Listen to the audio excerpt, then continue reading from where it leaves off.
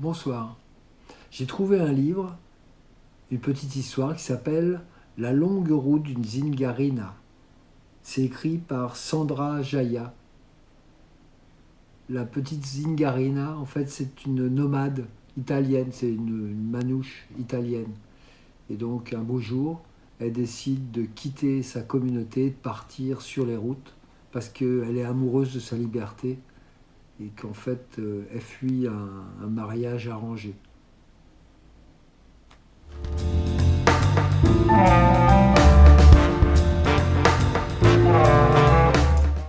La longue route d'une Zingarina. Laisse grandir l'oiseau. Laisse grandir l'oiseau. Je briserai la cage de l'enfant tragédien. Je prendrai la liberté sous mon bras. Je pousserai le vent loin des campements. Mon parcours sera long, difficile, solitaire, invisible, bavard ou silencieux, mais je serai libre. Sandra Jaya, Lune nomade, Segers, 1963.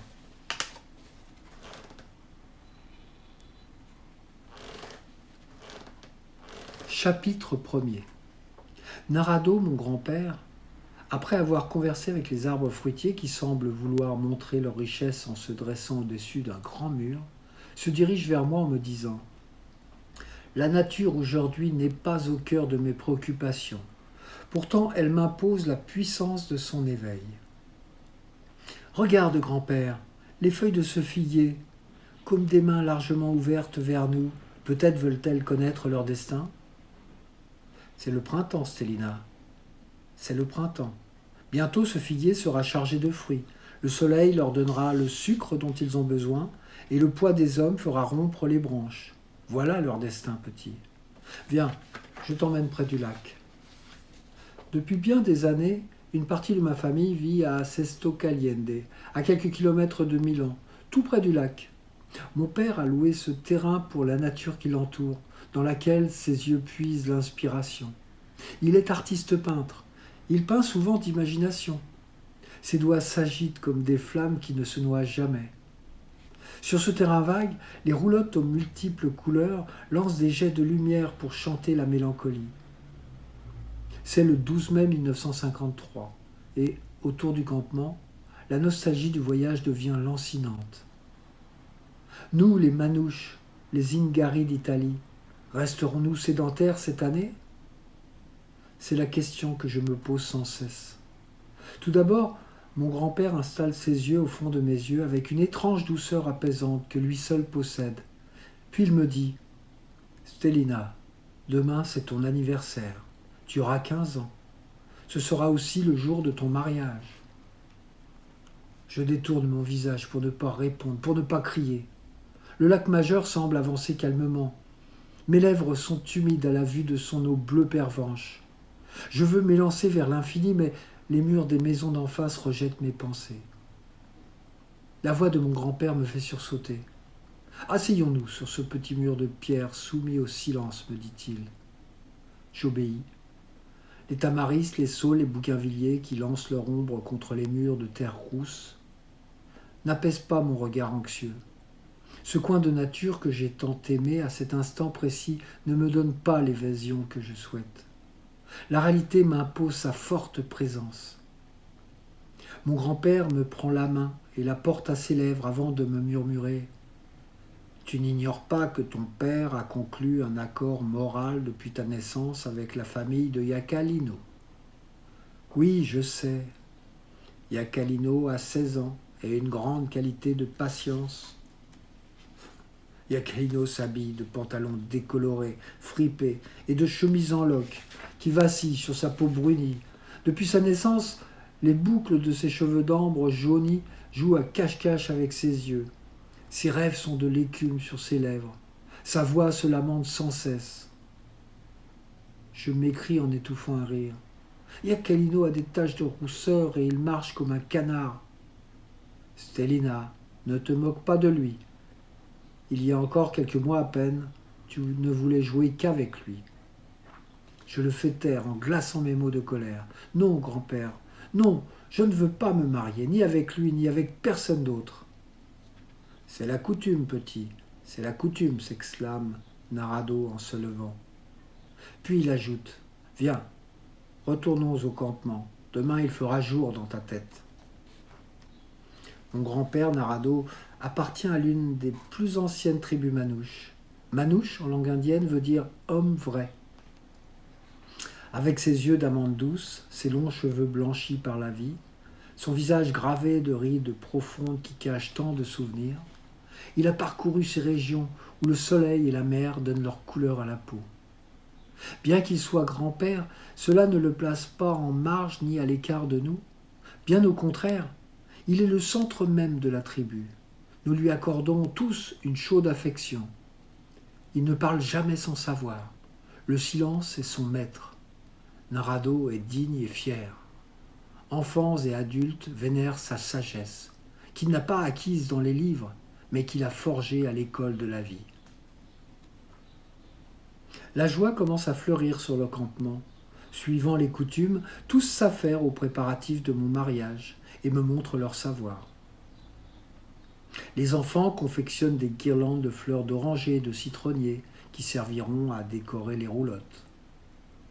Ma grand-mère, avec son port de reine et ses doigts agiles, me montre ma robe de mariée en dentelle blanche, avec ses 3 volants traditionnels qu'elle vient de terminer. « Te plaît-elle, Stélina » me demande-t-elle émue. « Oui, elle est très belle, dis-je avec indifférence, en laissant mes mains sur mes hanches. Pourtant, j'imagine mon corps dans cette robe comme un oiseau impossible à apprivoiser qui va s'envoler. Ma grand-mère fut danseuse dans sa jeunesse. Combien de fois m'a-t-elle dit, lorsque je dansais sur des rythmes endiablés de flamenco, j'évoquais toujours le feu, la terre et l'eau. Mon corps avait le goût de la vie. Je la regarde, enveloppée de tissu au dessin abstrait. Elle ressemble à un paon qui déploie sa grâce et sa souplesse. J'ai soudain envie de l'embrasser, mais je me ressaisis à temps. Je ne veux pas m'attendrir. Ma mère vit toujours entre 2 nuages roses ou bleus, très rarement gris. Elle touche à tout, ne finit rien. Elle chante en improvisant les paroles et la musique. Ma mère sent la vie, sans contrainte. Elle a la douceur d'une fleur à peine éclose. Elle se réjouit du moindre reflet phosphorescent sur ses longs cheveux colorés et ainés. Sa robe soyeuse ondule sous ses pas. Lorsque je suis à sa hauteur, elle me montre avec un petit hochement d'épaule ma couronne de feuilles d'olivier inachevée, puis elle sourit et m'embrasse, l'oreille en chuchotant. « Ne t'inquiète pas, mon petit cœur, demain ce sera terminé. » Les yeux humides, je garde le silence. J'arrive près de mon père qui me dit, ravi, « Je viens de terminer la décoration de ta roulotte, viens vite voir. » Il l'a peinte extérieurement et intérieurement en or. Elle l'a rehaussée de feuilles d'olivier, en branches, en bouquets, en pluie, de toutes les couleurs, symbole de l'amour, de la chance et du bonheur. Mon cœur bat fort pour tout cet amour que l'on m'accorde. Ne pouvoir l'accepter me remplit d'angoisse. J'ai soif de ma liberté, je voudrais crier, essayez de me comprendre, je n'ai pas encore été mûri par la vie. Laissez-moi la regarder en face au moins quelques années, que je puisse comprendre ce qui se passe. Ne m'enchaînez pas aux larmes. Mais les traditions sont les traditions. Je ne peux pas les changer. Alors, je me mords les lèvres pour ne pas parler, pour ne pas crier. Mon père me présente un cheval blanc qui sera attelé à notre roulotte et qui nous conduira vers des chemins de hasard. C'est aussi la coutume. Le cheval des jeunes mariés est toujours blanc, signe de pureté et de plaisir possible. Je suis si troublé que j'en perds la parole. Mon père me tapote derrière la tête en me disant d'un air taquin « Tu as 7 frères et sœurs, je veux que tu me donnes autant de petits-enfants. » Je ne sais quelle idée me pousse à lui répondre « Laisse grandir l'oiseau. » Mon père serre très fort mes 2 mains dans les siennes, puis les porte à son visage en se griffant avec mes ongles. Il devine mes pensées. Je sens sa gorge se serrer. Il ferme ses yeux sur mon image et disparaît. Je vais rejoindre mon grand-père, il est entouré d'une bonne vingtaine de cousins, cousines, frères, sœurs, oncles. Tous, le visage rayonnant, écoutent ma tante Modriva compter le repas de noces. J'interromps leur joie en demandant à qui veut me répondre. Où est Yakalino ? Toute la famille se disperse dans un silence ironique. Mon grand-père met sa main sur mes épaules et m'entraîne hors du campement. Tu ne connais donc pas la tradition, Stélina ? Devant mon silence, il m'explique.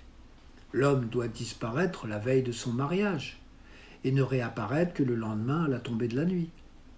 Narado s'essuie le front avec la paume de sa main et poursuit très vite.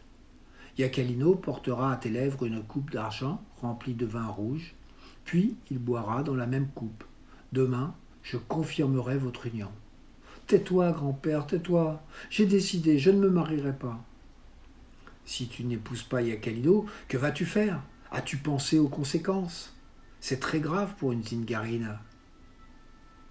Je ne veux penser ni à ce que je ferai, ni aux conséquences. Je te dis seulement, j'ai décidé.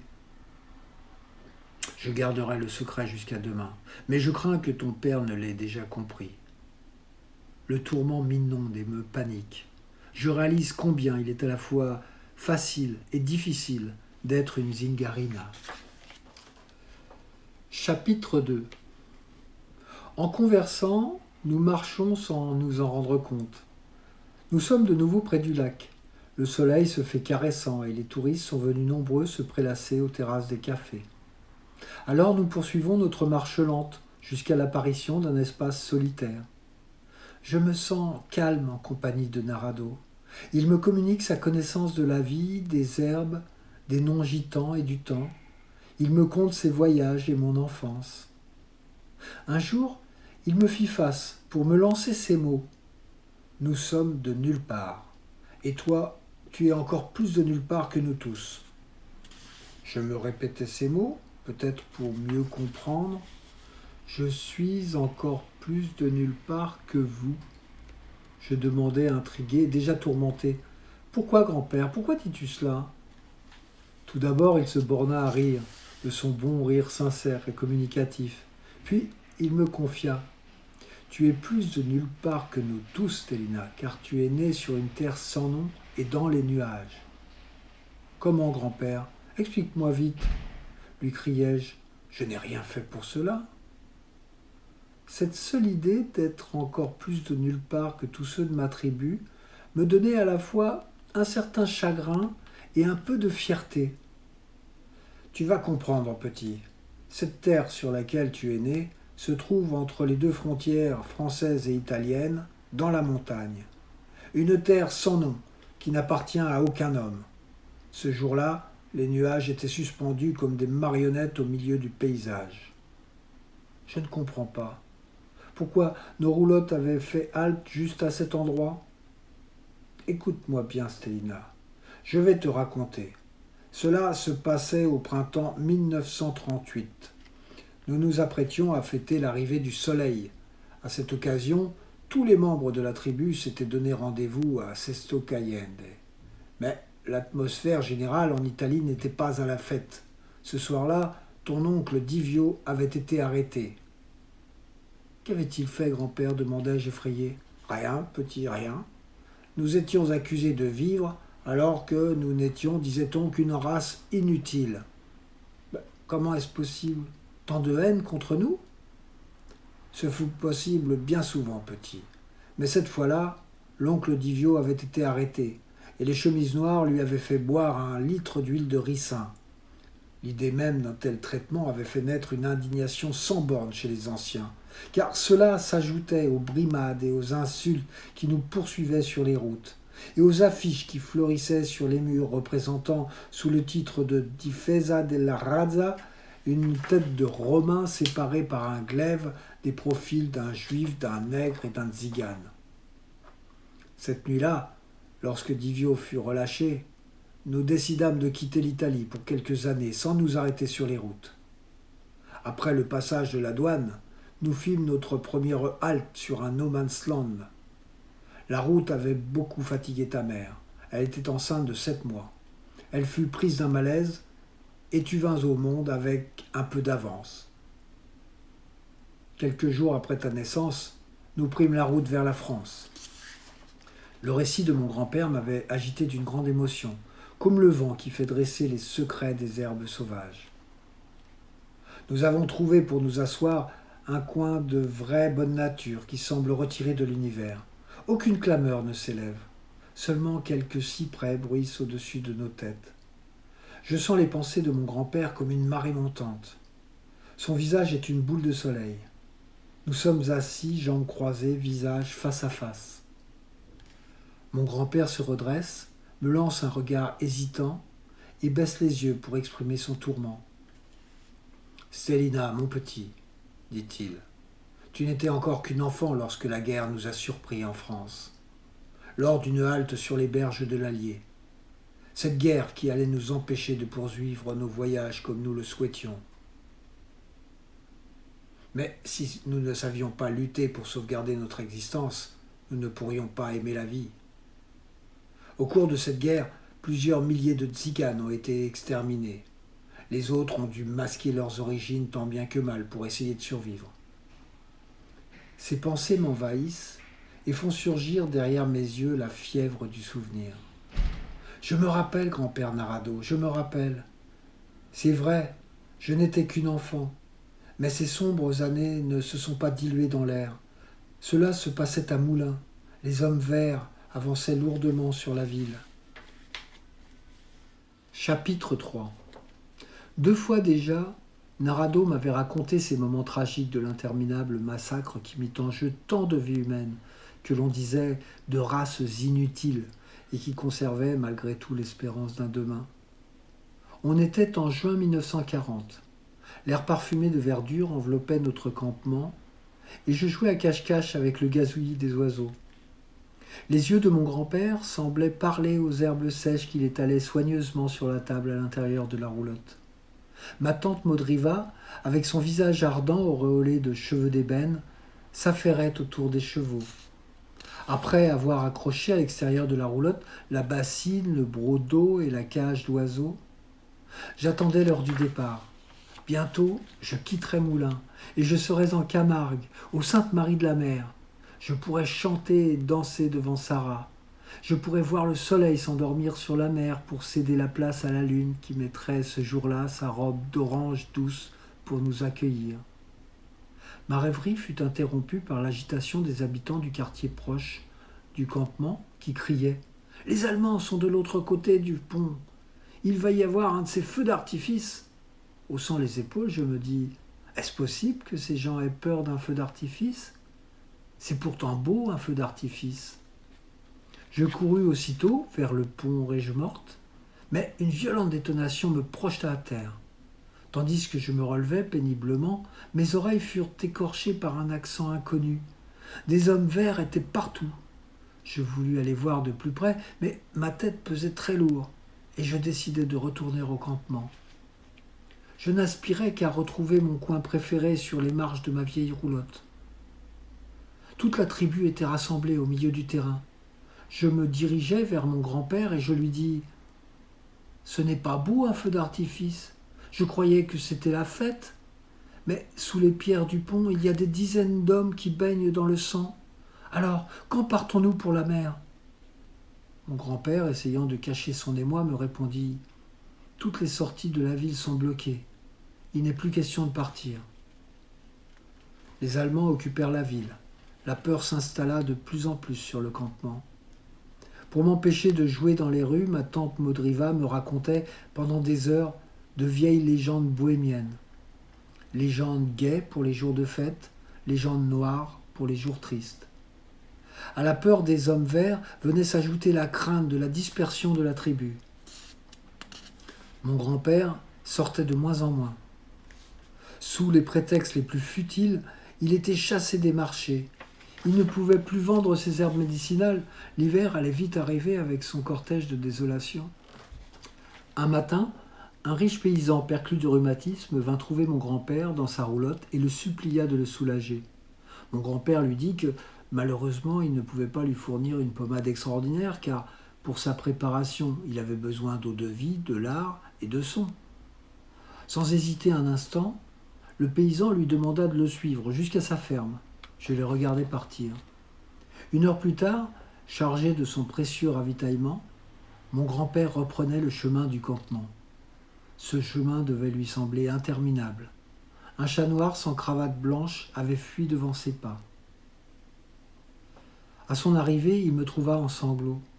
Il s'assit sur le tabouret près du poêle, à l'intérieur de la roulotte, et me dit « Petit, une zingarina ne doit jamais montrer son chagrin. Quand elle est triste, elle se montre sévère ou elle danse. » Je relevai la tête et, avec peine, je parvins à lui dire « Les hommes verts sont venus, à coups de bottes dans le ventre, dans les jambes, partout. Ils ont emmené tout le monde. Nous étions, Modriva et moi, cachés derrière le petit mur là-bas. Le chef des hommes verts a dit « Pour le convoi de demain. » Ils ont même pris tous nos bons chevaux. Mon grand-père eut du mal à me croire et me dit « Où est Modriva ?» Sans attendre, il sortit de la roulotte et me cria « Ne bouge pas d'ici, et surtout ne parle à personne. » Il s'éloigna du campement, maintenant désert, s'approcha d'un tronc d'arbre sans vie qui longeait la route. De toutes ses forces, il y planta son couteau. Alors, presque soulagé, son chapeau à large bord enfoncé jusqu'aux yeux, il revint vers la roulotte et me dit « Quel malheur, quel malheur! Cette année, la nature est colorée d'un vert trop amer. Il nous faut vite abandonner la roulotte et aller vivre dans une maison. » Ma tante Modriva, encore toute bouleversée, s'indigna. « Comment ? Les hommes verts veulent nous enfermer dans des prisons. Et toi, le vieux Zingaro, tu veux nous faire vivre dans une maison qui ressemble à une prison ? Tu veux nous obliger à sentir la mort qui se cache derrière les murs ? Fais ce que tu veux. Moi, je conserve la roulotte. » Un silence étouffant et tragique enveloppa le campement. Mon grand-père ne sut quoi répondre. Lentement, il sortit le lard de son cabas, se versa un grand verre d'eau-de-vie, le but d'un seul trait, jeta dans un coin le sac de son, qui ne servirait plus à rien. Sans même nous regarder comme s'il parlait à lui-même, il s'écria en colère. « Est-ce possible ? Parce que nous vivons dans la nature, ils nous prennent pour des sauvages. Nous n'avons même pas le droit à une de leurs misérables cartes de nourriture. Ils veulent nous faire mourir comme des mouches. Nous ne sommes pas instruits, mais de l'intelligence, nous pourrions en vendre au marché. Mon Dieu, ce n'est pas du vol que d'avoir baratiné ce paysan. De toute façon, mes herbes le guériront. Quant au suif que je lui remettrai dans le vieux pot à tabac en guise de pommade, cela ne pourra lui faire aucun mal, mais vraiment aucun mal. » Dès le lendemain, mon grand-père et moi, nous nous installâmes dans une vieille maison croulante, consolidée par des poutres de chêne et abandonnée depuis une éternité. Là, nous étions moins remarqués que dans notre roulotte. Dans la rue, nous évitions de parler, afin que notre accent étranger ne nous trahisse pas. Mais c'était une précaution inutile, car nous étions reconnaissables à 1 kilomètre. Il nous fallait à tout prix oublier les murs. Aussi, avions-nous installé la pièce que nous occupions à l'image de notre roulotte. Cependant, à la place des marches qui donnent sur l'herbe des champs, de l'eau, de la rivière, il y avait cet affreux escalier en colimaçon, aux marches usées, entourées de murs sales et humides. La monotonie de notre nouvelle vie me remplissait d'une mélancolie indéfinissable. D'un seul coup, j'avais perdu tous mes cousins, et pour passer le temps, il ne me restait plus qu'à les imaginer. Mon grand-père parlait de moins en moins. Parfois, le soir, il prenait sous le lit sa guitare et jouait en sourdine de vieux airs de chez nous. De temps à autre, il me disait « Stélina, il ne faut pas oublier comment danser. » Alors, j'enfilais ma robe de dentelle rouge. Aux premiers accords, seules mes épaules frémissaient. Et à mesure que le rythme de la guitare s'accélérait, tout mon corps s'enflammait. Au moindre bruit, mon grand-père s'arrêtait, de peur qu'on ne lui demandât de jouer en public ou qu'on ne lui prît sa guitare. Une fois par semaine, j'accompagnais mon grand-père à la ferme.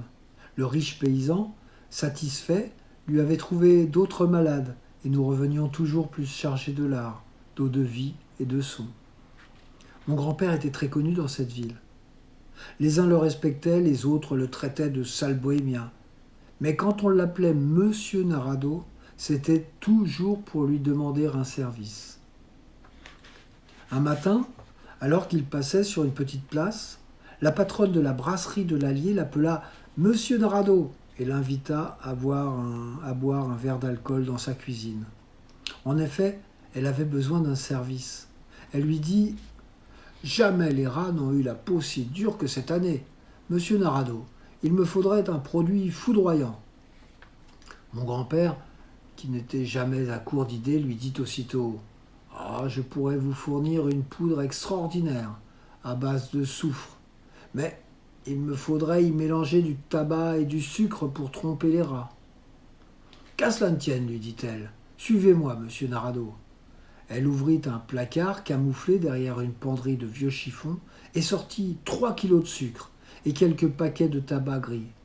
Les lui remit en disant « Ah, il me coûte cher ces sacrés rats. » Mon grand-père fit un colis avec beaucoup de soin, salua et promit de revenir dans la journée. Nous étions pressés de retourner dans nos murs. Moi pour manger du sucre à pleine main, mon grand-père pour se rouler une bonne et vraie cigarette. Aussitôt arrivé, mon grand-père s'empressa de préparer une mixture faite de son et de talc, puis fuma avec un plaisir sans mélange 3 cigarettes consécutives. Dans l'après-midi, nous fîmes la livraison de cette poudre. La patronne de la brasserie nous remercia à maintes reprises. En sortant, mon grand-père me dit « C'est heureux qu'elle ne sache pas où nous habitons, car avec ça, elle n'est pas près de voir disparaître ses rats. » Un fou rire interminable secoua tout son corps. Il n'avait guère envie de rentrer. Nous fîmes un long détour en nous attardant sur les berges de l'Allier. Quelle ne fut pas notre surprise en arrivant d'être accueillis par Maudriva. « Eh bien, mes cousins, nous dit-elle, vous rentrez bien tard. Je suis ici car ce matin ils sont venus. » « Qui ils ?»« Les hommes verts. Ils étaient 2, ils m'ont pincé l'oreille droite en me criant « Juif, tzigane, papier, papier !» J'ai senti mon sang bouillir, mais j'ai gardé mon calme pour pouvoir me défendre. Ils parlaient si fort que j'ai eu l'impression qu'ils allaient casser la roulotte. Ils ont pris ma carte de forain, puis sont sortis en hurlant « Ya, ya, demain venir commandanture chercher papier !» Ah, ma bonne Maudriva, interrompit mon grand-père, sans plus attendre, abandonne ta roulotte et viens vivre avec nous. Mais non, cela est inutile. Je l'ai déjà déménagé ce matin avec l'aide d'un camionneur. Je me suis installé dans la cour des miracles. Vous savez, cette cour qui donne sur la place de la Liberté. Cette place qui n'est plus une place avec toutes ces tranchées antiaériennes et qui ressemble à un cimetière parsemé de fosses béantes prêtes à recevoir les nouveaux cercueils. Naturellement, vous allez me dire que la cour des miracles ne connaît pas la couleur de l'herbe et que chez vous, c'est mieux. Mais malgré tout, pendant le jour, je pourrais voir le ciel qui me donne une sensation d'espace, et pendant la nuit, je pourrais converser avec la lune. Mon grand-père comprit qu'il ne fallait pas insister. Pour l'amuser, il lui raconta comment il avait pu avoir du sucre et du tabac. Après le repas, Maudriva nous quitta car elle voulait rentrer avant le couvre-feu. Mon grand-père l'accompagna jusqu'au bout de la rue. Il revint aussitôt. À pas lents, il se dirigea vers le lit, prit sa guitare dans la nuit feutrée. Il commença par jouer une mélodie d'une tristesse infinie. Habituellement, sa musique exprimait toutes ses joies et toutes ses peines. Mais ce soir-là, il éprouva le besoin d'y ajouter la parole. Pendant des semaines, dans la cour des miracles, Maudriva continua à battre ses tarots sans être inquiété. Ses clients étaient de plus en plus nombreux. Son intuition allait toujours au-devant de leurs désirs. Mais elle était de plus en plus méfiante envers ceux qu'elle ne connaissait pas. Sur la place de la Liberté, comme dans le reste du pays, la liberté n'était plus qu'un souvenir. Maudriva ne chantait plus la joie de l'espace. Les hommes verts, tels des fauves échappés d'un zoo, rôdaient dans la ville à l'affût de leur proie. Le 25 mai, Modriva nous avait invités à déjeuner.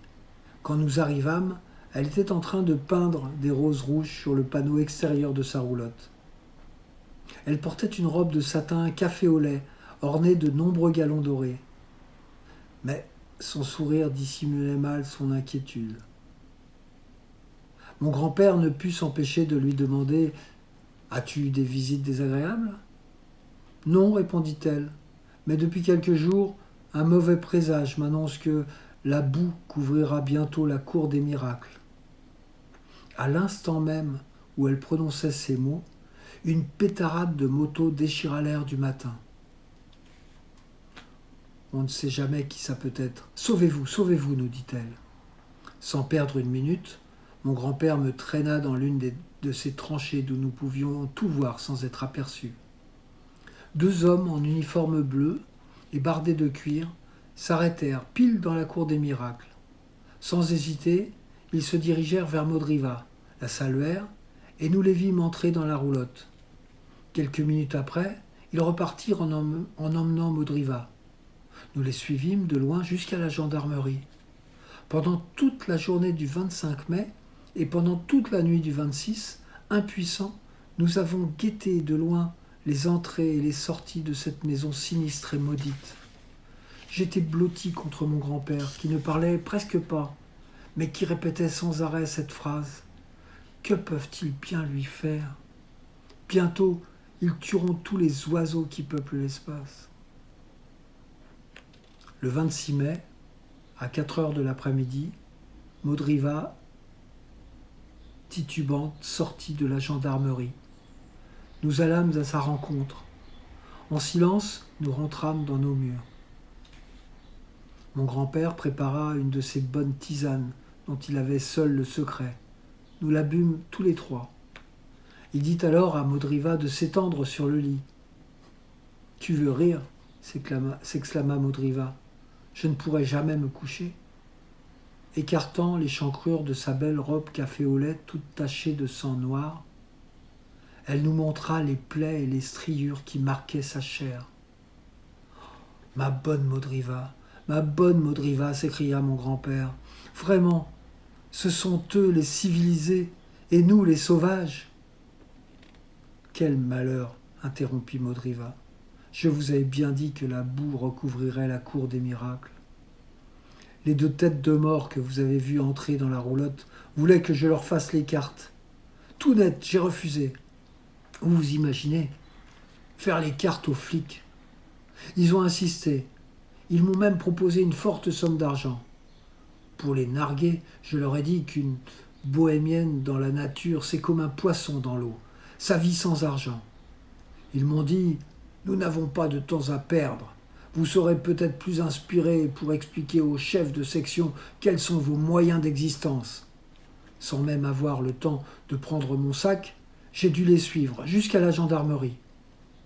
Tout le long du trajet, entre ces deux hommes bardés de bleu de cuir noir, j'ai eu l'impression de marcher en plein désert. J'avalais ma salive mélangée de poussière. Le vent agitait mes cheveux et y déposait la mort. Ce parcours dura un siècle. Après être resté plusieurs heures debout dans la salle principale de la gendarmerie, vous savez, cette salle dont l'odeur rappelle le quartier des fauves d'un cirque, on me fit entrer dans un bureau crasseux. Un autre homme bleu, d'un air mielleux, me fit signe de m'asseoir. Je ne songeais qu'à prendre un peu de repos, car mes pauvres jambes n'en pouvaient plus. Il me bombarda de questions auxquelles je ne comprenais rien, absolument rien. Pour éviter de me tromper, je répétais sans cesse « Je suis une bohémienne, je ne sais rien ». Alors, il se précipita sur un classeur métallique, prit un jeu de cartes dans le tiroir du haut et me dit « Reprends tes esprits, nous ne te voulons aucun mal. Fais-moi les cartes et tu seras libre aussitôt. » Je m'obstinai à lui dire que je ne connaissais rien aux cartes. Il ouvrit un autre tiroir, en sortit furieusement un jeu de tarot, mon jeu de tarot. Il se précipita sur moi et me cria « C'est bien ton jeu de tarot. Ose dire qu'il n'est pas à toi. Tu sais mieux que moi qu'il est interdit d'exercer ce commerce sans une autorisation spéciale. » « Eh bien oui, Oui, c'est mon jeu de tarot, lui criai-je, mais cela ne prouve rien. Comme vous, nous devons bien manger. Vous nous interdisez de chiner, vous nous privez de cartes de ravitaillement, vous nous empêchez de vivre notre vie. Nous ne sommes ni des voleurs ni des assassins. Il interrompit en criant « Je t'ai assez entendu. Tu n'as qu'une seule chance de continuer à vivre, c'est de nous aider à savoir où se cache le maquis. Si tu le sais, si tu ne le sais pas, fais parler ces vieilles femmes qui viennent te voir. C'est la seule chose qui nous intéresse. » La haine faillit m'étouffer. Je lui répondis sans hésiter. Adressez-vous plutôt aux gadgets qu'aux bohémiens. Après ces mots, je ne me souviens plus de rien. Un homme ou 10, je ne sais, se précipitèrent sur moi en me frappant sur tout le corps. Je ne pensais qu'à une seule chose, protéger mon visage. Je perdis connaissance. Je me réveillai par terre, au milieu de mon jeu de tarot éclaboussé de sang. Le chef des hommes bleus cria aussitôt « Foutez-la dehors, cette sale bohémienne. Nous l'avons assez vue. » Mon grand-père, qui avait écouté le récit en silence, dit « Il n'est plus possible de supporter l'absence de l'espace quand l'herbe affirme l'odeur de notre vie.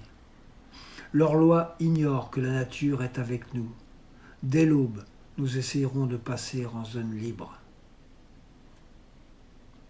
Je me rappelle ces pierres et ces graviers colorés de sang noir et de cris sur lesquels nous rampions comme des lézards pour récupérer notre liberté de l'autre côté du pont. Chapitre 4. Je suis entièrement couverte de sueur et je me jette dans les bras de mon grand-père comme sur une bouée de sauvetage. De sa voix chaude et grave, il me dit « Le passé est un voyageur de passage, petit. Ne le laisse pas s'installer sur la route du présent. Il risquerait d'épuiser l'avenir. » La nuit est maintenant tombée. J'erre autour du campement qui, avec ses guirlandes de fleurs, s'enveloppe d'une exceptionnelle beauté. Je sens naître en moi comme une source parfumée mêlée d'une angoissante tristesse. Je ne peux pas accepter ce mariage. J'ai choisi ma liberté. Il me faut donc partir à l'aube. Mon grand-père m'attend près des oliviers à la sortie du campement. Il me dit seulement ces paroles. « Stélina, mon petit, si les soi-disant civilisés te refusent l'eau, c'est qu'ils oublient que l'eau c'est la vie et qu'ils n'aiment pas la vie. Alors passe ton chemin. Ciao, sesto caliente, ciao. Si tu pars, ne détourne jamais la tête, ne reviens jamais sur tes pas, dit la tradition. » Dans l'obscurité de mes pensées, les étoiles de mes 15 ans inconscients scintillent. J'ignore sur quel étonnant chemin je vais me diriger ou me trouver projeté.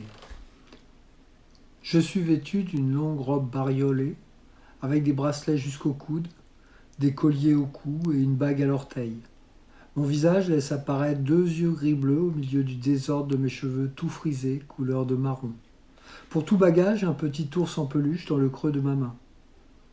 Je marche en bordure du lac Majeur qui m'apparaît soudainement gigantesque. De temps à autre, je m'arrête quelques minutes pour souffler et surtout pour m'assurer que je ne suis pas suivi par un carabinier. Les heures se suivent, une à une. Je n'ai pas une lyre, et la faim se fait autoritaire. Alors, je découvre le goût des fleurs. Oui, je mange beaucoup de fleurs, surtout des fleurs de trèfle. J'apprécie leur goût sucré. Il faut bien apaiser quelques tiraillements d'estomac pour éviter une plainte ou un regret. Je mange aussi des poires à moineaux, des mûres sauvages et des prunelles. Quelle providence la nature! La nuit ouvre doucement ses bras qui vont bientôt se refermer sur moi. Effrayé, je me recroqueville. Je pense à cette croyance qui dit « Une zingara ne doit jamais se promener seule dans la nuit, car l'âme du mort peut venir la chercher. » Cette première journée et cette première nuit sont accablantes. Le jour, j'ai peur des vivants, la nuit, j'ai peur des morts. Je dois sans cesse me cacher et surveiller tout ce qui bouge. Tandis que je me glisse le long des palmiers, mes pensées charrient des mots irréels. Je me souviens tout à coup de l'histoire de l'âme du mort que m'avait contée mon grand-père Narado un soir au campement.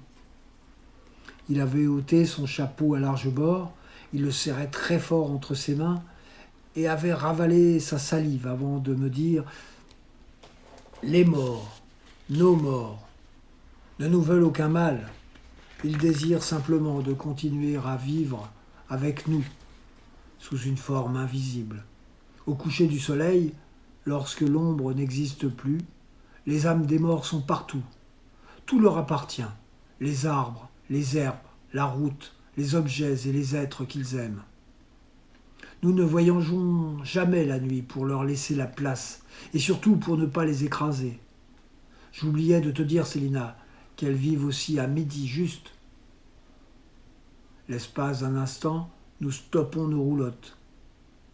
Elles vivent sans cesse la nuit autour de nous, mais ne s'attaquent qu'aux solitaires. C'est aussi par crainte de l'âme du mort que nous vivons en tribu. Tu ne verras jamais une roulotte isolée, ni occupée par une seule personne. Il ne faut jamais jeter l'eau chaude ni d'ordures la nuit dans le campement, pour ne pas les salir ou les blesser, car elles pourraient se venger. N'aie pas peur, Stélina. L'âme du mort n'est pas un squelette, elle est notre double. Ce n'est pas un vampire, elle a peur du sang, comme tous les Zingari. Que faire des légendes et des coutumes lorsqu'elles sont soudées à votre peau? Un autre jour, Narado m'avait dit « Nous sommes des nomades parce que la seule chose permanente dans la vie, c'est le changement. Si tu comprends cela, tu auras déjà fait la moitié du chemin. » Les Zingari comprennent des choses aussi fondamentales. Mais nos anciens ne veulent pas réformer les coutumes, car elles sont nécessaires à notre genre de vie et maintiennent les liens entre nous. Sinon, nous n'aurions plus rien de commun. Le prix de notre liberté, c'est le groupe. Il n'y a pas de couple en réalité, c'est toujours la famille. L'aube. L'aube se lève et je ferme les yeux avant de les ouvrir au jour qui libère. Je regarde le lac Majeur envelopper les pierres de ses reflets bleus, d'une douceur à faire chanter. Loin du chant est mon humeur. Je me pose cette question. Sur combien de kilomètres s'étend le lac Majeur? J'ai marché, couru et encore marché. Je suis toujours près du lac. Qu'importe les kilomètres laissés derrière moi. Je vais en avoir bien d'autres à parcourir. Je n'ai qu'un but précis, celui de passer la frontière pour me retrouver en France. Depuis mon départ, je n'ai rencontré personne avec qui parler. Alors, je dialogue avec la nature. Les arbres me témoignent leur amitié, et la poussière délabre mes rêves. Soudain, j'aperçois un campement de Zingari. Ma fierté reprend sa forme sur mes épaules. Je me fais héberger pour une nuit. Stélina, lance une femme, nous t'attendions, viens dîner. Après tu pourras dormir jusqu'à l'aube. C'est ainsi chez nous. Nous ne savons ni lire ni écrire, mais les nouvelles vont très vite. Il y a toujours des oncles, des cousins quelque part, sur une route ou sur une autre, qui transbahutent les joies et les peines. Dans ce campement, les guitaristes ont formé un quintet qui joue des mélodies inconnues à mon oreille. Cette musique est rassurante, incroyablement puissante. Je me redresse enveloppé d'un sourire. La vieille Zingara, avec sa longue robe de brume et son visage bruni, souple comme une vague, en un tour de main m'allonge sur un lit.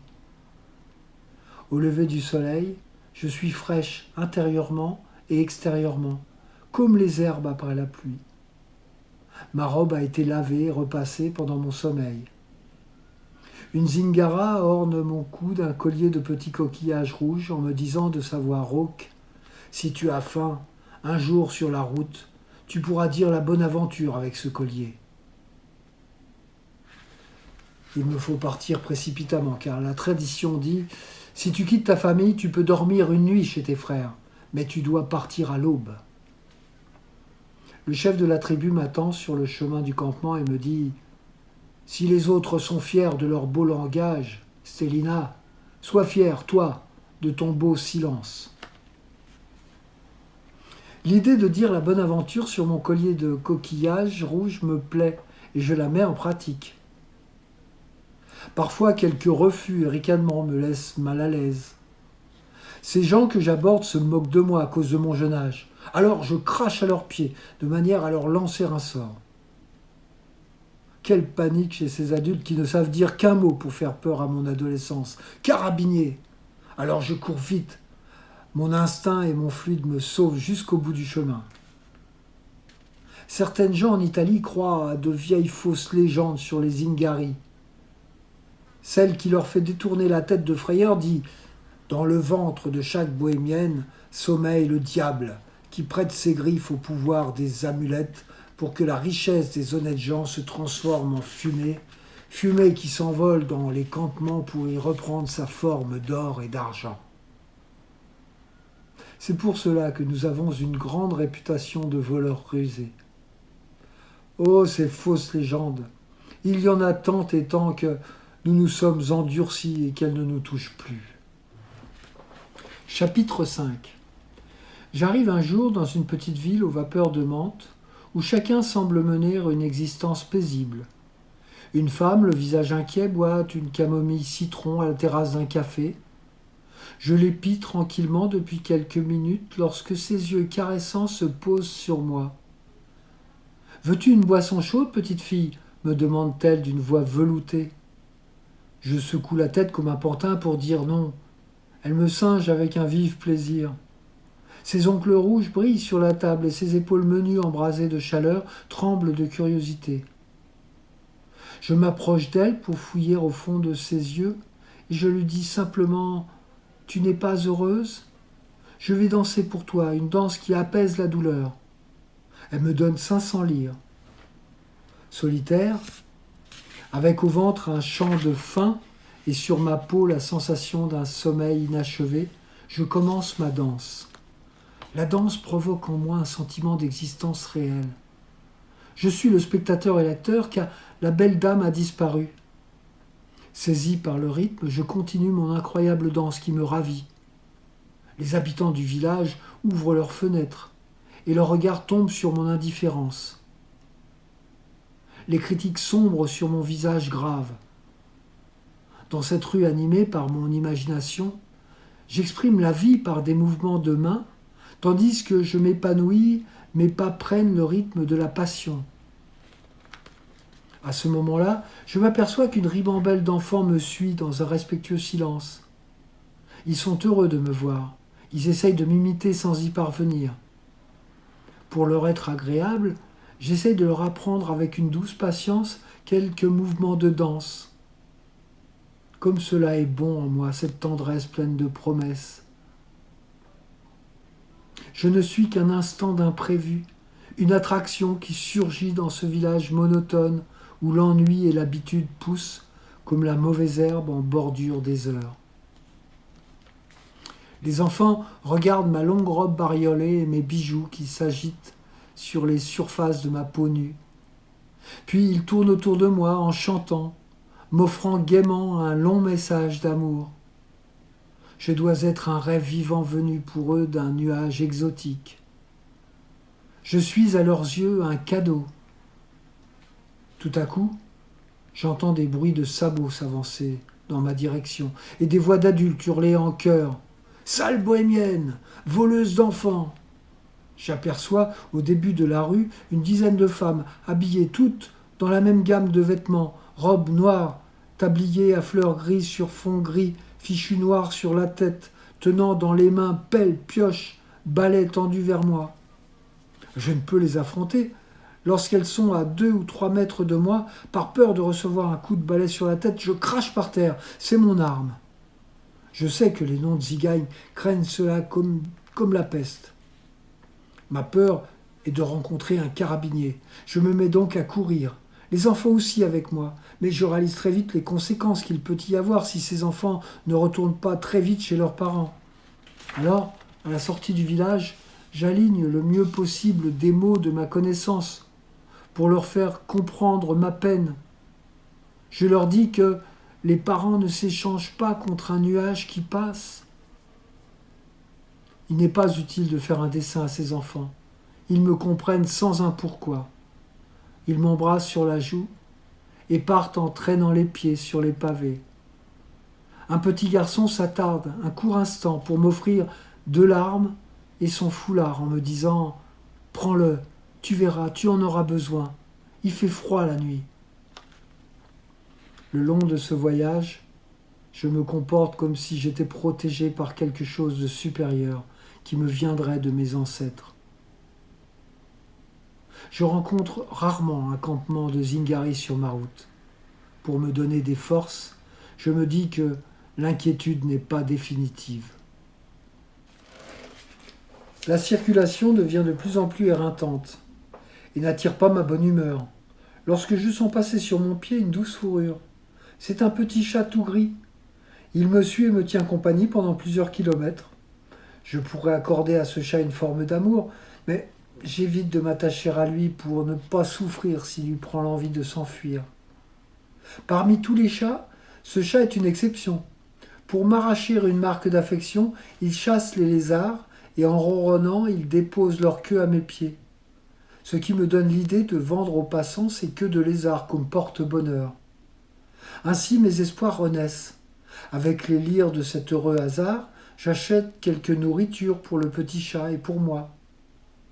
Un matin, alors que j'attends mes porte-bonheur avant de poursuivre mon chemin, rien ne vient. Plus de ronron. Le petit chat sauvage a repris sa liberté à travers la nature. J'avance au gré du bruit, avec à mes côtés une lassitude grandissante. Les regards m'épuisent et les rires me crispent. Tout à coup, j'entends d'affreux jurons impressionnants qui me font manquer d'air. Je détourne mes yeux vers un mur couvert de graffitis lorsque je me sens bousculé violemment par 2 hommes débraillés et déchirés par les mots et les coups. Leur laideur me donne envie de vomir. Mais sans que j'aie eu le temps de crier ma révolte, un couteau me blesse le bras et je tombe sur le bord du trottoir. Le sang coule et j'étouffe mes cris. Il me faut réagir vite, avant que les carabiniers ne me découvrent, car je suis mineur et Zingarina. Que ferait-il de moi? Comment pourrais-je leur expliquer que je ne suis pas une enfant abandonnée, mais que chez nous il y a des mœurs, des traditions qu'il faut respecter? Les carabiniers ne me comprendraient pas, car pour eux, une Zingarina n'est pas une fleur sauvage, mais une enfant encombrante. Tandis que le soleil fait la sieste derrière un nuage, je me traîne et me traîne le long du mur en avalant mon souffle. J'ai mal et je m'invente un champ où l'herbe pousserait à foison. À force d'espoir, je débouche sur un champ bordé de ronces et d'arbustes joufflus. Là, je peux me cacher des yeux indiscrets. Le secret des plantes de mon vénéré grand-père Narado me revient en mémoire. La seule chose qui me manque est le nom de ces plantes médicinales. Mais qu'importe le nom puisque je les connais de vue. La tige de certaines fleurs jaunes possède un liquide blanchâtre qui a le pouvoir de cicatriser les blessures. Dans ce champ, aux herbes à demi desséchées par la saison, sans jamais perdre confiance, je cherche cette fleur bénéfique. Le sang s'est arrêté de couler, mais mon bras enfle rapidement. Le soleil, intrigué par ma mine creusée de souffrance, se lève pour chauffer mon corps, et sa lumière me fait reconnaître cette fleur jaune tant désirée.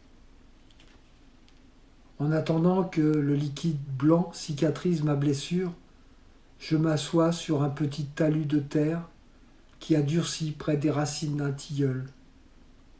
Mon dos est aussi raide que ce gros arbre. Je me sens protégé et je ferme les yeux en implorant tour à tour le soleil, la lune et les pierres. Je leur promets le plus beau sourire de mes rêves, ceux qui stationnent sur une plage d'or. Je leur dis, jusqu'à l'infini, vous serez mes gardiens. Je serai sans oubli, mais faites que je ne me sois pas trompé de fleurs. J'ouvre mes yeux, noyés de larmes, pour inspecter ma blessure, et je les referme aussitôt. Mon bras, de seconde en seconde, prend des proportions impressionnantes et devient lourd, malsain, couvert de sang noir. L'écorchure est profonde et suintante, et la peur s'agite en moi. Chapitre 6. Depuis plusieurs mois, je marche et je cours sans jamais apercevoir la frontière, sans jamais pouvoir appeler une main secourable. Il me faut attendre, toujours attendre un hasard, une chance, un campement de Zingari. L'espace ranime ma patience innée. Je suis devenu comme une statue de plastique. À travers mes côtes, on peut voir le jour. Ma voix n'a plus de timbre et mes pensées s'abîment contre mes pensées. Au son de mes plaintes involontaires, je m'endors. 1 heure, 10 heures ou 100 heures. Je ne m'attarde pas sur ce détail. Car à mon réveil, 2 joies éclatantes m'attendent. Je soupire et je souris car il pleut. Grâce à cette pluie, ma plaie est lavée, nettoyée, et j'aperçois l'avenir. Mon bras désenfle lentement. La fleur était bénéfique. Par la pensée, j'embrasse mon grand-père jusqu'au vertige et je me dis « Grand-père Narado, tu me fascines de plus en plus. Je ne suis pas arrivé au bout de mes étonnements. Ta personnalité et ta science devraient être connues par tous. » Assis sous ce tilleul, je souris. J'ai toutes les raisons du monde de m'attendrir. Un garde-malade prodigieux est venu surveiller tout ce qui bougeait pendant mon sommeil. Son museau froid, dans ma main fiévreuse, me rassure. C'est un petit chien, un cocker aux poils couleur de l'automne. Je le nomme Tosca. Quelques rayons de soleil caressent un ciel argenté. Des feuilles blondes tourbillonnent lentement dans l'espace avant de s'installer définitivement sur un somptueux tapis de feuilles brunes.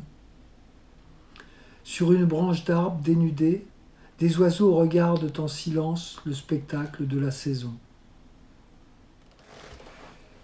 Péniblement, je parviens à me lever, je fais quelques pas. J'ai très mal, mais aussi très très froid, tant j'ai reçu de pluie. J'ai la sensation d'être trempé jusque sous la peau.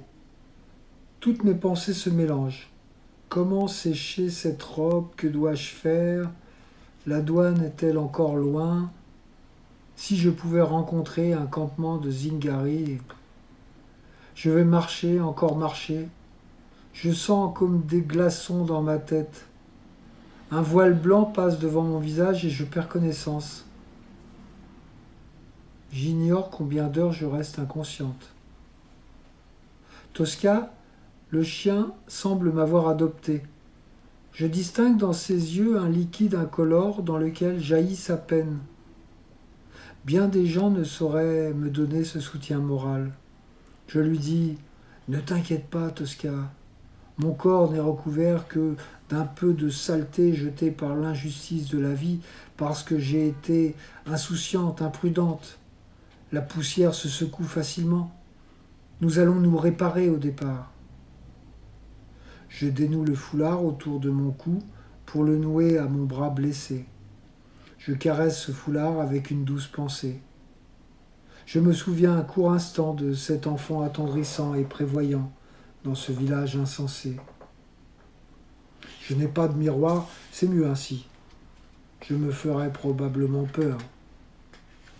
Je m'imagine être un épouvantail à moineaux. Je ne dois pas être loin de la vérité avec ma robe en loques tachée de sang et de boue, mon visage terni par le mal, la peur et la faim, mes pieds et mes mains noircis, dégoûtants. Je n'ai pas le pouvoir de faire jaillir une source dans ce champ. La pluie en séchant aggrave ma présentation douteuse. Pourtant, je ne peux pas attendre un quelconque miracle. Il me faut affronter les rues des villages et des villes. Tout le long du chemin, entre ce chien et moi circule une complicité. Un simple échange de regards devient un véritable mot de passe. Lorsque je lui dis « Tosca, j'ai faim, j'ai soif », il prend le bas de ma robe entre ses dents et me tire jusqu'à ce que mon regard aperçoive un étalage de fruits. Je passe ma langue pleine d'envie sur mes lèvres desséchées par un restant de fièvre et je lui explique « Je suis blessé. Si le marchand me touche du doigt, je tombe. Il nous faut trouver une autre solution. » Alors Tosca me laisse prendre de la distance. Au bout de la rue, je l'attends. Je le regarde agir. Et c'est quelqu'un, ce chien. J'ignore d'où il vient, mais il me plaît. Il se dresse devant un cajot de pommes. Avec sa patte, il en sort 2 ou 3 qui roulent le long du trottoir jusqu'à moi. Depuis mon départ du champ, je n'ai pas trouvé de campement de Zidgari. Pourtant, cela devient presque vital. Mon bras enfle de nouveau et ma plaie suppure. Je suis anxieuse et tiraillée par la douleur. Attendre assise dans un coin n'est pas un but. Alors je me traîne jusqu'à l'épuisement. Pour être moins remarqué, je dors une partie de la journée dans un fossé à l'abri des hommes et du grand jour. La nuit, je marche, avec au cœur la peur de l'âme des morts. Dans les villages, presque toujours, j'ai l'amour des enfants et je suis traité de sale bohémienne par les adultes qui maintenant insultent mon chien. Tosca dresse les oreilles et passe son chemin avec dédain. Tosca est ma bonne humeur. C'est un chien indépendant. Et pourtant, il me prend entièrement en charge. Il me rend la vie possible. J'ignore en quel mois nous sommes. Mais ce matin, le brouillard est épais.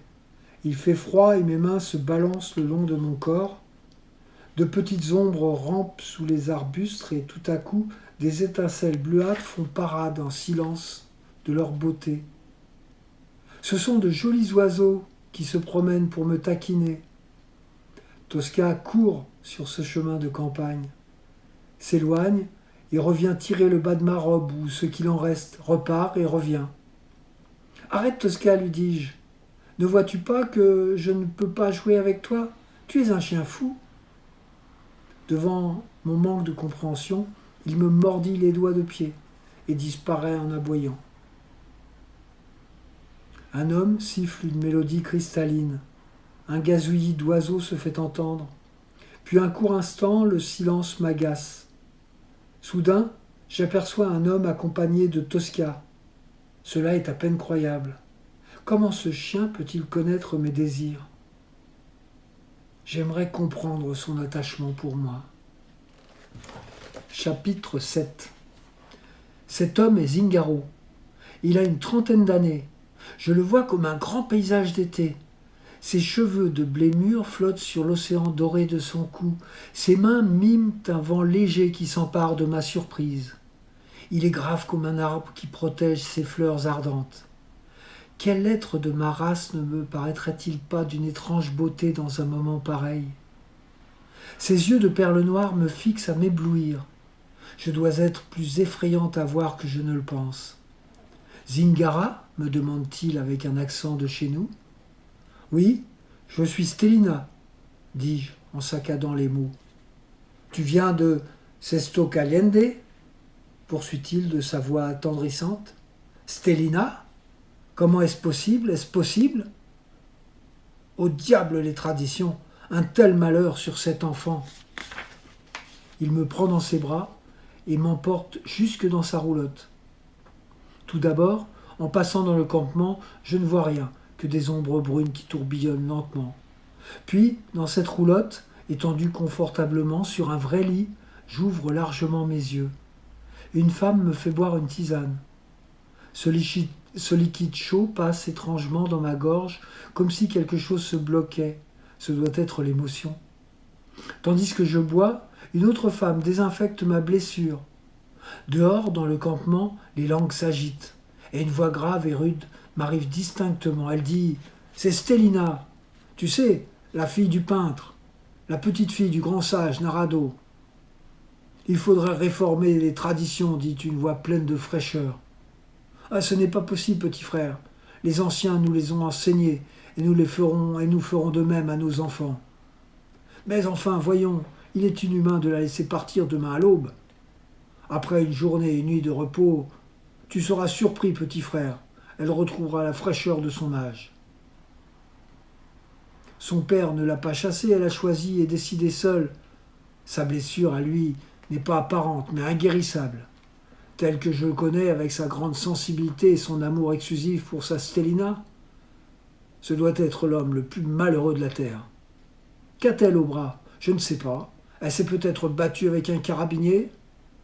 Le rire excité tombe dans ma tête comme des pierres mal taillées. Je sursaute sur le lit sans pouvoir articuler un mot.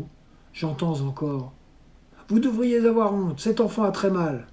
La porte de la roulotte se ferme et le brouhaha des voix s'estompe. Une jeune femme me prend par le bras avec tant de douceur que je deviens docile. Elle enlève ma robe et la jette dans un panier d'osier. J'ai une brève pensée pour cette robe, éclaboussée de souvenirs. Je lui dis, après avoir partagé tant de douleurs, tu vas t'enlacer aux flammes. Quelle fin cruelle. Mon père l'avait achetée pour moi un jour à Milan. Depuis, elle était ma deuxième peau. Et elle s'en va. Je suis assise dans une énorme bassine d'eau tiède. La jeune fille frotte énergiquement mon dos avec une éponge végétale, une loofah, pour colorer de rouge mon corps fatigué. Elle adoucit mon visage avec de l'huile d'amande douce et de l'eau de rose. Elle rafraîchit mon corps avec de l'eau de fleurs d'oranger, puis le recouvre d'une chemise de nuit bleu pâle. Je souris à cette Zingara qui a tant pris soin de mon corps, et subitement je la trouve belle. Elle a une peau de pêche et des cheveux d'ébène qui décorent harmonieusement ses épaules. Elle porte une longue robe dans un dégradé de ton turquoise. Elle me sourit à son tour avant de m'obliger à manger un peu de mie de pain moisi, notre pénicilline, afin d'éviter toute infection possible. Ne t'inquiète plus, me chuchote-t-elle en m'embrassant la main. Repose-toi un peu, tout va bien maintenant. Lorsqu'elle quitte la roulotte, Tosca fait son apparition. Son poil brille de propreté, et je le suppose rassasié. Il s'installe au pied du lit, sur un tapis de soja, et le sommeil s'empare de moi. Avant la tombée de la nuit, la maman de la jeune fille me réveille et me force avec énergie et patience à manger. Ses yeux bleus pervenches me surveillent et de temps en temps elle me dit « Il faut tout manger, lentement, mais tout manger. La nourriture, c'est aussi le sourire de la vie. » Un instant de tristesse passe sur mon visage et la maman me montre son dos pour dissimuler son émotion. Elle me dit seulement « Si je pouvais te garder près de moi, Stélina, je le ferais, tu le sais. » Je voudrais lui parler comme je le faisais avec mon père qui a laissé en moi un jardin qui ne refleurira plus. Mon père, j'évite bien souvent de penser à lui pour pouvoir poursuivre mon chemin. Que ne serais-je capable de faire pour le revoir? Retourner à Sesto Cayende à pied? Oui, cela est possible. Seulement, voilà, il y a ce mariage que j'ai refusé. Aucun pardon ne me sera accordé. Je suis renié. Et une larme tombe sur ma joue, glisse dans ma bouche. Je la bois avec amertume. Stélina, chuchote la maman, tu penses à ton père. Je le lis dans tes yeux. Je ne veux pas engager une discussion sur ce sujet. Pense plutôt à Narado, ce grand sage vénéré, et tu seras plus calme. Pour chasser ma tristesse, avec le pan de sa longue robe fauve, elle caresse Tosca qui ne bouge pas. Bien dressé, me dit-elle, un vrai chien de Zingari. La hauteur de la mama égale presque sa largeur. Au milieu de son visage rond et doux comme un clair de pleine lune en été, deux petites fentes lancent des éclairs d'affection. Elle doit avoir une quarantaine d'années et se déplace déjà avec difficulté. Devinant mes pensées, elle dit « Mon corps a absorbé beaucoup de vie, et maintenant la vie se venge un peu. » Elle ouvre la porte de la roulotte en lançant « La nature aussi mange plus qu'elle vit. Pourtant, regarde comme elle est belle. Par la terre, le soleil, l'abeille. »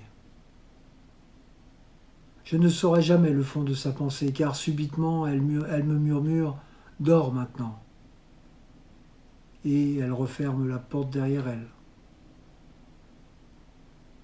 Dans cette roulotte coule un long fleuve de silence.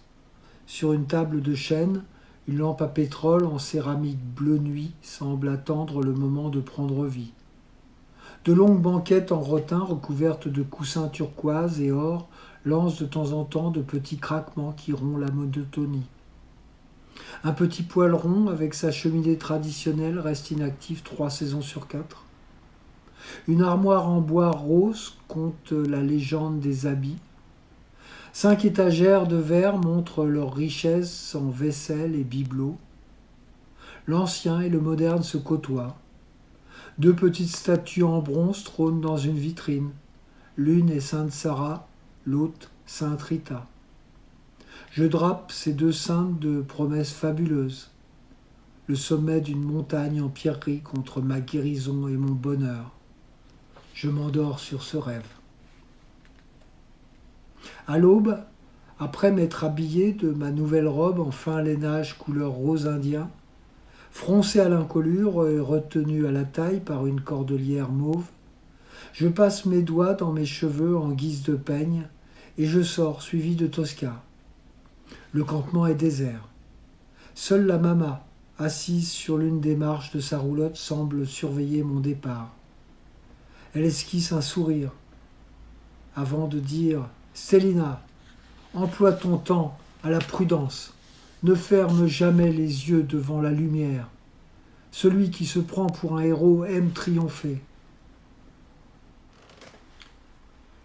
Elle me donne un long gilet de laine bleu-violet et un collier de perles bleues. Son regard se fiche sur moi et elle s'enferme dans sa roulotte, probablement pour ne pas me montrer ses larmes.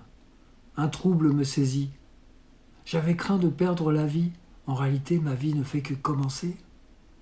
Mon regard frôle de longues et vieilles voitures américaines. C'est la sortie du campement. Ma blessure au bras s'est cicatrisée, à une allure impressionnante. Tosca me regarde d'un air attendri. Je lui dis « Quel dommage que tu ne parles pas. Oh, c'est peut-être mieux ainsi. Nous aurions été capables de dramatiser ce que nous vivons, de ne pas être d'accord, d'en prendre l'habitude et de ne plus avoir envie de parler. » Chapitre 8. Tout à coup, le vent souffle et m'apporte ces mots. « Haïdé, haïdé, bravo, très bien !» Sans aucun doute, c'est la voix d'un Zingaro. Mais où est-il? Que fait-il? Excité par ma curiosité, je regarde de tous côtés. Je cours pour calmer mon insupportable besoin de voir un spectacle familier. Rien. Aucune lueur, je ne vois personne. Je lance un grand sourire froid à Tosca et je reprends ma marche lente. Quand un cheval noir dans une course endiablée quitte le champ près duquel j'avance et manque de me renverser. Je prends Tosca dans mes bras pour le préserver d'un quelconque danger et je m'engage au milieu du champ. Un homme d'une trentaine d'années, en pantalon bleu pétrole, le torse nu, le visage taillé comme une statue de bronze, orné de cheveux noirs luisants délicatement bouclés sur son cou, s'affaire après les dents d'un vieux cheval noir. Lorsqu'il me voit, il abandonne son cheval, lève ses bras vers les nuages et s'écrie « Sainte Rita, mais d'où sort cet enfant ?» Puis il me dit rapidement « Éloigne-toi, vite, viens te protéger derrière moi. » À peine a-t-il dit ces paroles que le vieux cheval se met à galoper comme un cheval de course. Surprise, je demande en riant « Avant de pénétrer sur ce champ, j'ai rencontré le frère de ce vieux machin. Où vont-ils à cette allure? Tu ne vas plus les retrouver ?» Oh, ce sont de vieux chevaux fidèles. Ils retournent à leur point d'attache. Où? Au campement, pardi. Ne serais-tu pas Stélina par hasard? Me demande-t-il. Le hasard dit vrai, je suis. Ah, je n'aurais pas cru possible de te rencontrer. Un jour, je t'ai rêvé. Ah, la liberté te va bien. Son visage se voile de mélancolie. Et, regardant la cime d'un sapin, il dit « Sainte Rita, moi je ne peux rien faire, mais toi, fais quelque chose pour elle. » Puis il me regarde en s'exclamant « Saleté de tradition !» Lorsqu'il sourit, ses yeux sont 2 étoiles d'or qui scintillent dans mes yeux.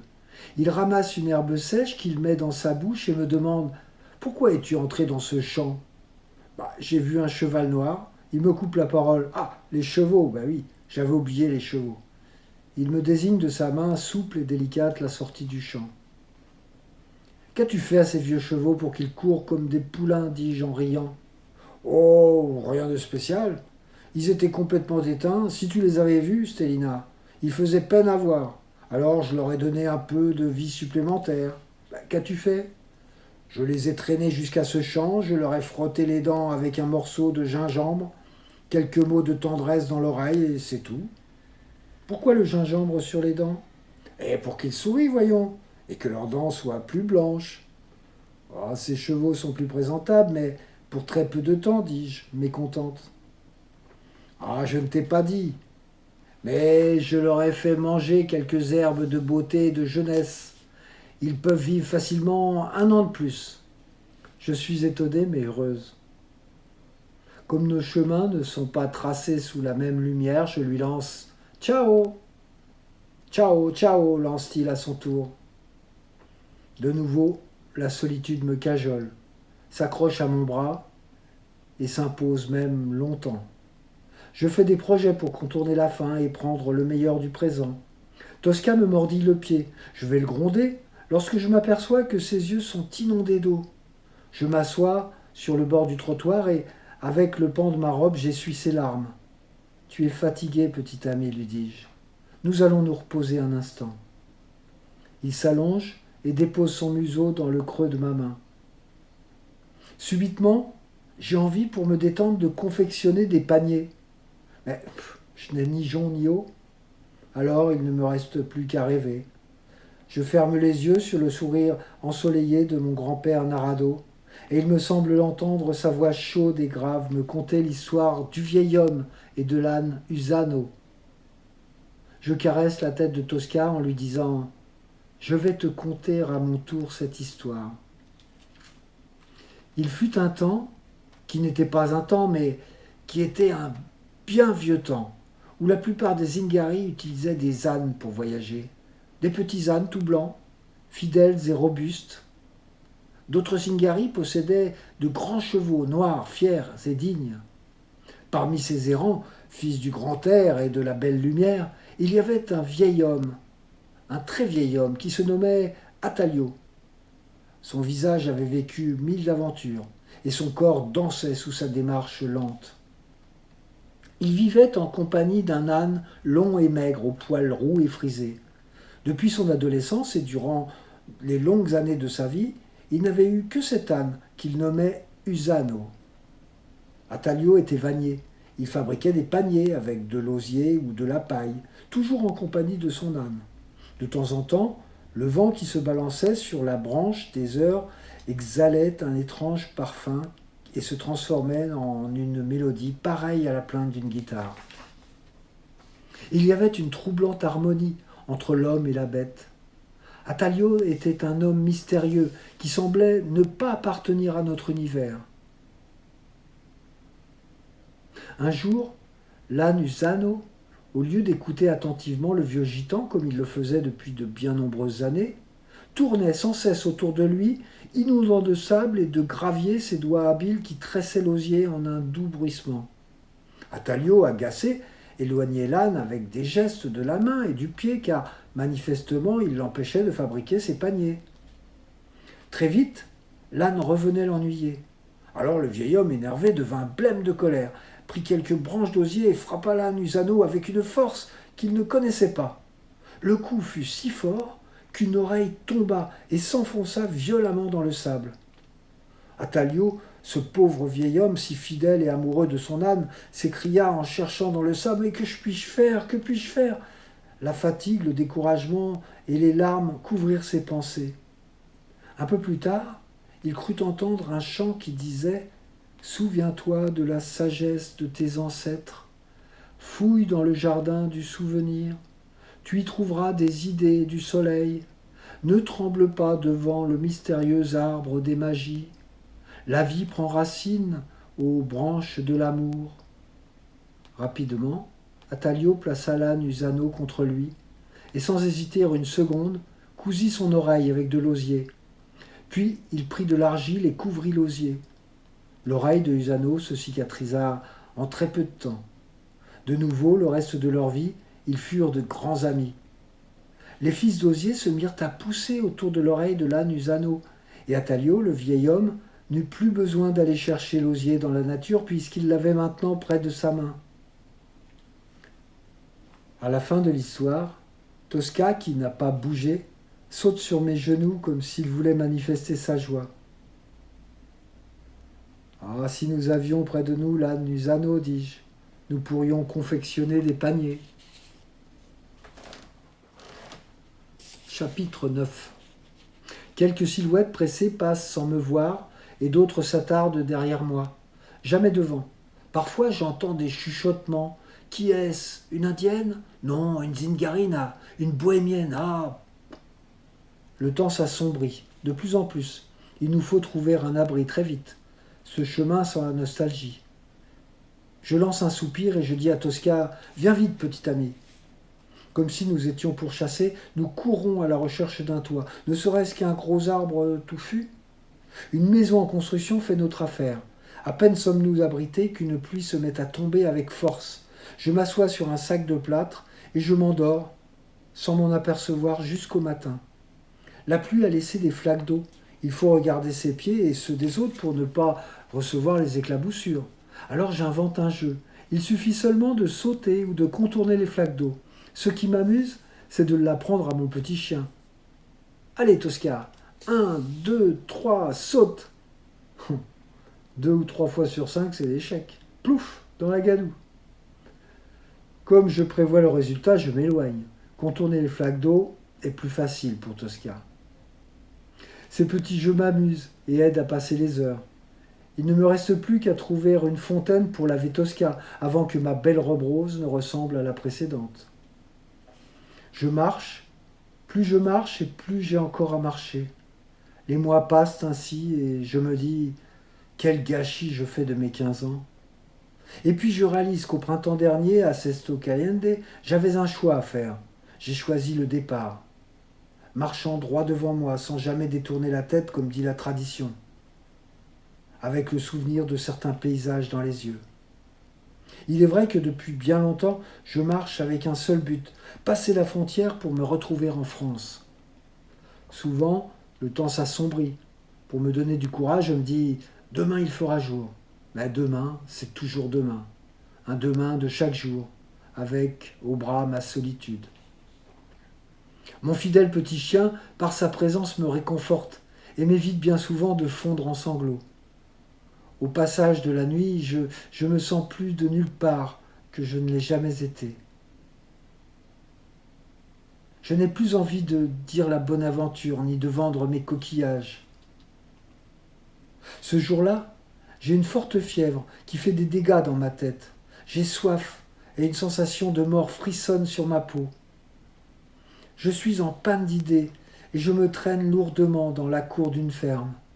Je m'assois contre un mur. Tosca étendue à mes pieds. J'attends une main secourable. Imprudente petite fille que je suis. Une ferme est le dernier endroit où je dois aller. Un paysan s'approche de moi. Je le vois tout d'abord comme une ombre. Je remue mes lèvres brûlantes pour lui dire d'une voix plaintive « Soif, un verre d'eau ». En guise de rafraîchissement, je reçois des coups de sabot dans les mollets et sa voix effroyable me lance « Va crever plus loin, bohémienne, fous le camp, allez, plus vite !» Cette scène m'accompagnera très très longtemps. Je sors donc de cette cour de ferme sans plainte ni réaction apparente. Soudain, la voix grave et chaude de grand-père Narado caresse ma mémoire.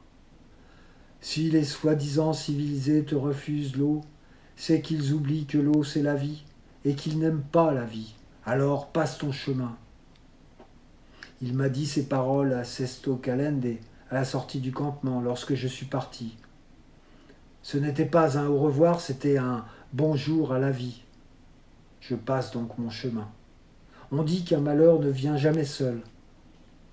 Cette nuit, il a beaucoup plu, de quoi décourager le plus optimiste des hommes. Nous nous sommes abrités et endormis dans une grange abandonnée. Au matin, les flaques d'eau reflètent ma détresse et j'avance en les contournant. Tosca, se rappelant sa leçon, saute avec adresse, loin de mon regard égaré, lorsque j'entends un aboiement de douleur. Un coup de frein brusque et plus rien. Affolé, je me retourne en criant « Tosca !»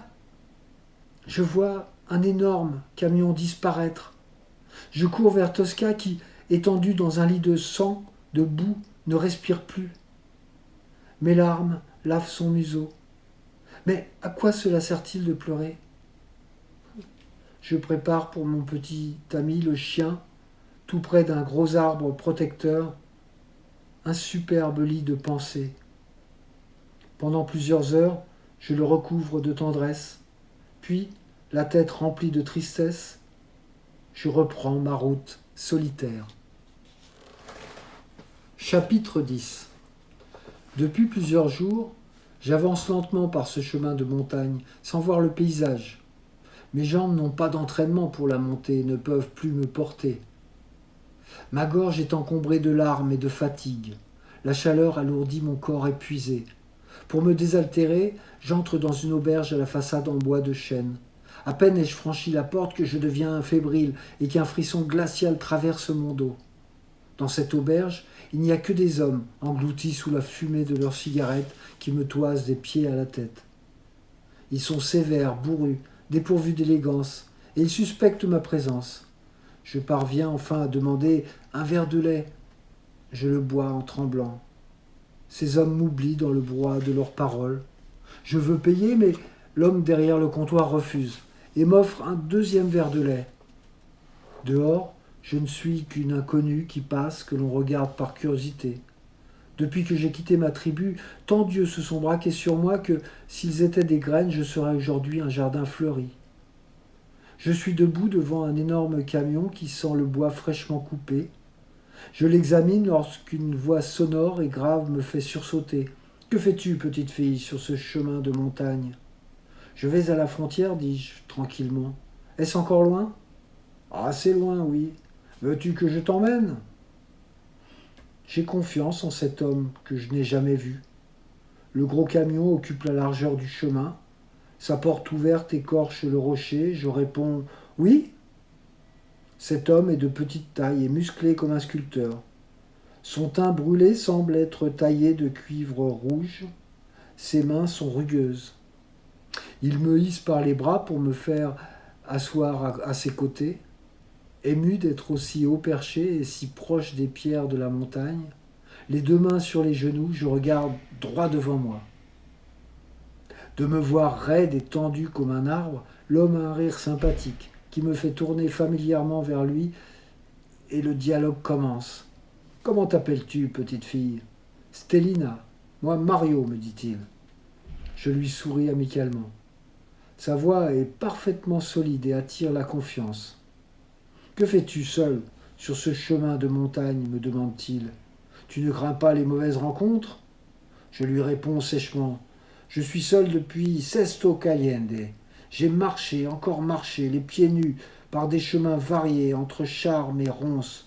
Je n'ai rencontré que des paroles douloureuses et des sourires d'enfants. »« Sesto Caliente » s'exclame Mario affolé. « Mais c'est très loin, c'est vraiment très loin. À pied, tu as marché pendant des mois ?»« Je ne sais pas. 3 ou 4 mois peut-être. »« Ah, je ne comprends rien de rien, mais que vas-tu faire à la frontière ?»« Ne me pose pas de questions, dis-je. Tu risquerais d'installer la gêne entre nous. »« Ah, très bien, très bien. Ne crains rien, Stélina. Je suis un obstiné de la liberté. » Puis il me lance un clin d'œil sévère et lève la voix d'un ton pour me dire « Quelque chose me tracasse. Tu n'es qu'une enfant, et déjà tu as le sens d'une triste réalité. Ne me réponds pas. Ce n'est pas une question. » Pour éloigner toute question possible, je souris en lançant « Ça sent bon le bois dans ton camion. » « L'odeur est un peu forte parfois, suivant le temps, me dit-il. Depuis 3 mois que j'ai ce grumier et que je transporte des arbres sur sa plateforme, même l'intérieur de mon corps doit posséder ce parfum de bois des montagnes. » Tandis qu'il me parle, il respire fortement, j'ai l'impression qu'il imite le vent. Tout à coup, une vive douleur vient lui brûler le cœur. Il me crie avec une sorte de brutalité. Oh, je suis resté enfermé 20 ans dans une usine à voitures. 20 ans entre les odeurs d'essence, de gras et de ferraille. Je le fais taire en lui disant calmement « Pourquoi tant de colère après ton passé ? Pourquoi ne vis-tu pas ton présent ?» Un rayon de soleil passe devant ses yeux et dit avec émotion « Ta raison est fraîche comme l'eau d'une cascade, petite fille. Tu vas me manquer. »« Attends, je vais te faire descendre. La douane est à 200 ou 300 mètres. » À peine ai-je fait quelques pas que j'entends sa voix me lancer « Fais attention au loup, petite fille. et l'écho cristallin répète « Au loup, au loup !» Avec combien de nostalgie je laisse derrière moi cette longue route italienne scintillante de lacs et de villages colorés.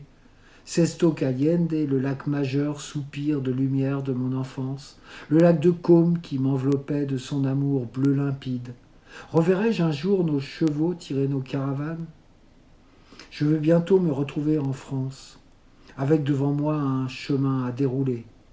Je me dis, tout d'abord, il me faut essayer de passer la frontière d'un pas tranquille. Très vite, je réalise que je n'ai aucun papier d'identité et que passer la frontière lorsque l'on n'a que 15 ans, ce n'est pas simple. Alors, il me faut trouver rapidement une idée. Et je m'écris à mi-voix en riant, je vais amadouer les carabiniers pour les habituer à ma présence. J'essaye, je leur souris, ils me lancent un clin d'œil malicieux. Je me laisse donc conduire par mon instinct. Après avoir cueilli des Eidelweiss sur un chemin de montagne, je me laisse rouler sur une pente glissante au pied des carabiniers.